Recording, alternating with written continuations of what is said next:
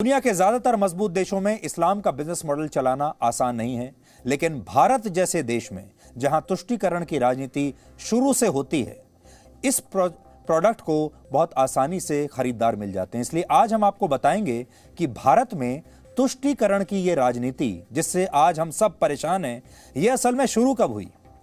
तो आज आपको बताते हैं, वर्ष 1951 में आजाद भारत का पहला लोकसभा चुनाव हुआ था और इस चुनाव से ही तुष्टीकरण की राजनीति हमारे देश में शुरू हुई थी। आज हम आपको बताएंगे कि वो भारत जो सिर्फ 1 वर्ष पुराना गणतंत्र था, जहां पर 35 करोड़ की आबादी में 85% लोग अनपढ़ थे। उस समय संचार का कोई माध्यम नहीं था, टीवी नहीं था, रेडियो बहुत कम थे, अखबार बहुत कम थे और कोई माध्यम संचार का ऐसा नहीं था जो लोगों तक पहुंचता हो। लोकतंत्र को लेकर लोगों में जागरूकता ना के बराबर थी, क्योंकि लोकतंत्र को उन्होंने पहले कभी देखा नहीं था। वहां पर आम चुनाव कराना कितनी बड़ी चुनौती थी। पहले आम चुनावों में क्या चुनावी मुद्दे थे, आज आप जरूर जानना चाहेंगे कि जो पहला लोकसभा चुनाव था उसमें क्या चुनावी मुद्दे रहे होंगे और कौन कौन से बड़े उलटफेर उस चुनाव में हुए। ये सब आज हम आपको बताएंगे, जिससे आपको बहुत कुछ सीखने को मिलेगा अपने देश के बारे में। 70 साल पहले 25 अक्टूबर 1951 को भारत में लोकसभा के पहले चुनाव शुरू हुए, जो 21 फरवरी 1952 यानी लगभग 5 महीनों तक चले। तो बड़ी बात आपके लिए जानने की यह है कि पहला लोकसभा चुनाव जो हुआ था, आम चुनाव, वो 5 महीनों तक चला। उस समय भारत के लोगों के लिए आजादी बिल्कुल नई चीज थी। आजादी का मजा कभी किसी ने चखा नहीं था। आजादी क्या होती है इस देश के लोगों को पता भी नहीं था, क्योंकि हम पीढ़ियों से और सैकड़ों वर्षों से गुलाम थे। क्योंकि हमारे पास आजादी का अनुभव सिर्फ 4 साल का था, 1947 से लेकर 1951 तक का, लेकिन गुलामी का अनुभव हमारा जो था वो 800 वर्ष लंबा था। तो कल्पना कीजिए, जो देश 800 सालों से गुलाम था वो अचानक से आजाद हुआ। इससे पहले वो देश भी नहीं था। देश बना, गणतंत्र बना और फिर वहां अचानक से चुनाव हुए और कहा गया कि ये लोकतंत्र बनेगा। लेकिन किसी ने कभी लोकतंत्र को देखा नहीं था, जाना नहीं था। किसी ने चुनाव कभी देखे नहीं थे कि चुनाव कैसे होते हैं, वोट डालना क्या होता है। यानी इस देश के लोगों ने पहली बार अपने जीवन में वोट डाला। 26 जनवरी 1950 को भारत का संविधान लागू होने के बाद देश के सामने सबसे बड़ी चुनौती थी आजाद भारत के पहले आम चुनाव करवाना, यानी लोकसभा चुनाव कराना। ये एक तरह का ब्लाइंड गेम था, जिसमें असली परीक्षा भारत के लोगों को ही देनी थी। उस समय 36 करोड़ की कुल आबादी में 21 साल या उससे ऊपर के 17 करोड़ 60 लाख वोटर्स थे, जिनमें से 85% वोटर्स की संख्या ऐसी थी जो लिखना पढ़ना भी नहीं जानते थे। पूरी दुनिया और खासतौर पर पश्चिमी देश ये देखना चाहते थे कि भारत के अनपढ़ वोटर्स, अशिक्षित वोटर्स चुनावों में अपनी जिम्मेदारी कैसे निभाते हैं, क्योंकि इन देशों को हमारे देश के वोटर्स पर बिल्कुल भरोसा नहीं था और ये ऐसा सोचते थे कि भारत के अनपढ़ लोग लोकतंत्र की ताकत को कभी समझ ही नहीं सकते। ये लोग सिर्फ गुलामी के लिए बने हैं। ये पश्चिमी देश हमें सपेरों का देश ही मानते थे।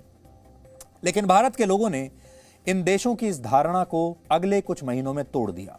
चुनाव आयोग ने, जो देश का पहला चुनाव आयोग था, देश में लोकसभा और सभी राज्यों के विधानसभा चुनाव एक साथ कराने का फैसला लिया और इस तरह 25 अक्टूबर 1951 को देश में लोकसभा की 489 सीट और राज्यों में विधानसभा की 3283 सीटों पर चुनाव शुरू हुए। इसके लिए पूरे देश में 2,24,000 पोलिंग बूथ्स बनाए गए, 20 लाख बैलेट बॉक्स तैयार किए गए और 6 महीनों के लिए 16,500 क्लर्क्स की भर्ती की गई, जिनका काम वोटर्स की सूची तैयार करना था। क्योंकि इससे पहले हमारे देश में वोटर्स की कोई सूची नहीं थी, कोई डेटा नहीं था और आजकल तो हम डिजिटल डेटा की बात करते हैं, तब तो किसी भी तरह का डेटा नहीं था। इसके अलावा वोटिंग के लिए 56,000 अधिकारियों की ड्यूटी लगाई गई, जिनकी मदद के लिए 2,80,000 वॉलंटियर्स को भी अलग से भर्ती किया गया और कुल 2,24,000 पुलिसकर्मियों पर चुनाव कराने की जिम्मेदारी थी। उस समय हमारे देश में टेलीविजन नहीं था, इसलिए वोटर्स को जागरूक करना और उन्हें यह बताना कि वोट कैसे डालना है, कहां डालना है, बहुत मुश्किल था। इस समस्या का समाधान निकालने के लिए चुनाव आयोग ने एक फिल्म बनाई, जो देश भर के 3000 सिनेमा हॉल्स में दिखाई गई। उसे रिलीज किया गया। लोग मुफ्त में सिनेमा हॉल जाकर यह फिल्म देख सकते थे। और इसके अलावा ऑल इंडिया रेडियो पर भी बहुत सारे कार्यक्रम होते थे जिसमें लोगों को चुनाव प्रक्रिया के बारे में, चुनाव के बारे में बताया जाता था, जागरूक किया जाता था। अखबारों में भी लेख और विज्ञापनों के जरिए लोगों को जागरूक किया गया। जागरूकता के साथ ग्रामीण इलाकों में इंफ्रास्ट्रक्चर की जरूरत थी, इसलिए जिन इलाकों में नदियां थीं वहां अस्थायी पुल बनाए गए। समुद्री इलाकों में बैलेट बॉक्स पहुंचाने के लिए भारतीय नौसेना की मदद ली गई और ऊंचे पहाड़ी इलाकों में पहुंचने के लिए हजारों की संख्या में घोड़ों का इस्तेमाल हुआ। और एक कीमती जानकारी आपके लिए यह भी है कि उस समय स्टील के कुल मिलाकर 25 लाख बैलेट बॉक्स इस्तेमाल किए गए थे। इसे आप इस तस्वीर से समझ सकते हैं। इसमें आपको सभी पार्टियों के बैलेट बॉक्स दिखेंगे। लोग जिस पार्टी को वोट देना चाहते हैं उन्हें उस पार्टी के निर्धारित बॉक्स में बैलेट पेपर अपना डालना होता था, यानी हर पार्टी का अलग बैलेट बॉक्स था। और इसके लिए 180 टन पेपर का इस्तेमाल हुआ, जिस पर 10 लाख रुपए उस जमाने में खर्च हुए थे। हालांकि इस सब के बावजूद चुनाव कराना तब भी आसान नहीं था। जैसा हमने आपको बताया, रेडियो नहीं था, टीवी नहीं था, अखबारों की पहुंच बहुत सीमित थी और ज्यादातर लोग अनपढ़ थे और उनका कोई डेटा उपलब्ध नहीं था सरकार के पास। उत्तर भारत में लाखों महिलाओं ने यह मांग की कि उनके वोटर आईडी कार्ड पर उनके नाम की जगह उनके पति या उनके पिता का नाम लिखा जाए, लेकिन चुनाव आयोग ने इस मांग को खारिज कर दिया और इस फैसले से 28 लाख महिलाओं के नाम वोटर लिस्ट से बाहर हो गए। क्योंकि उस समय रीति रिवाज ऐसे थे कि महिलाएं घर से बाहर नहीं निकलती थीं, महिलाएं अपना चेहरा किसी को दिखाना नहीं चाहती थीं, महिलाएं अपनी फोटो नहीं खिंचवाना चाहती थीं और महिलाएं अपना नाम भी किसी को बताना नहीं चाहती थीं। इसलिए उन्होंने कहा कि आई कार्ड अगर आप बना रहे हैं तो मेरे पति का नाम या पिता का नाम इसमें लिख दीजिए। यानी अगर इस मांग को मान लिया जाता तो ये महिलाएं अपनी जिद छोड़ देती। ये महिलाएं अगर अपनी जिद छोड़ देती तो 28 लाख महिला वोटर्स और ज्यादा हो सकती थी, लेकिन जिनके पास कई सीटों पर नतीजों को बदलने की पूरी ताकत होती। लेकिन ये महिलाएं चुनाव से बाहर निकल गई। इसी तरह चुनाव आयोग द्वारा यह नियम बनाया गया कि मतदान केंद्र में वोटर्स के लिए अंदर जाने और बाहर आने का रास्ता अलग अलग होगा।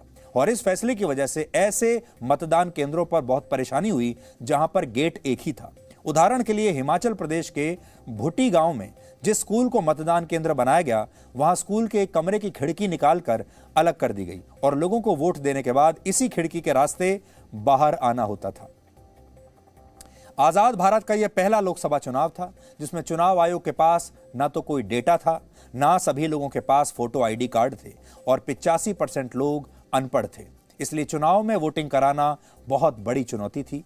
इसके लिए तब के chief election officer Sukumar Sen ने यह तय किया कि वो वोटिंग में एक खास तरह की इंक यानी स्याही का इस्तेमाल करेंगे, जो वोट देने के बाद लोगों की उंगली पर लगाई जाएगी।